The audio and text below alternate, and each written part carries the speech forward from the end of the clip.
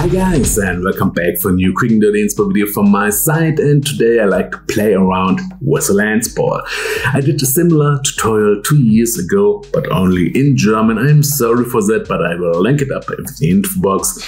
And there I was playing around with an iPad or tablet and the lens ball and a mirror and get a cool effect. But one thing is bothering me, because the line between the mirror and the iPad is always visible in the images, and I think the optic is not so cool. Because of these, I was thinking, okay, let's take a picture with a flying lens ball, a blurred image in the back and a sharp view through the lens ball. And this is my picture idea today. So here you will find my complete materials, and below you will find my camera settings. And my setup is also very simple. I use the normal plexiglass here from an image frame, and then you have to clean it with kitchen clean paper and glass cleaner that you don't have any fingerprints, etc.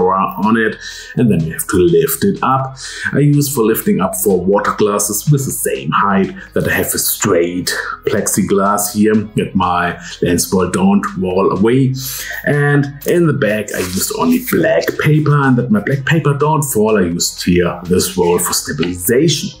And now we came to the iPad or tablet. You have to lay it flat below your plexiglass, or I lift it up a bit to a diagonal view, because my camera is also a bit diagonal on my tripod, that I have a straight view here on my iPad. But you can also use it very flat here on your table, and then you have to place the camera very straight on top of it. This is also possible. And then you have to clean your lens ball, that you don't have any fingerprints on it. And then you can use some sugar or salt, make a small hill on the plexiglass and place your lens ball on top of it. And the other grains you can only blow away here, and then you don't have it there. But take care, if you close your aperture complete, you will see some grains later on in the images. So I think the best way will be that you take your pictures with an open aperture. But if you have some grains visible, you have to stamp it away in Lightroom or Photoshop. But I think nowadays this is not very hard to do.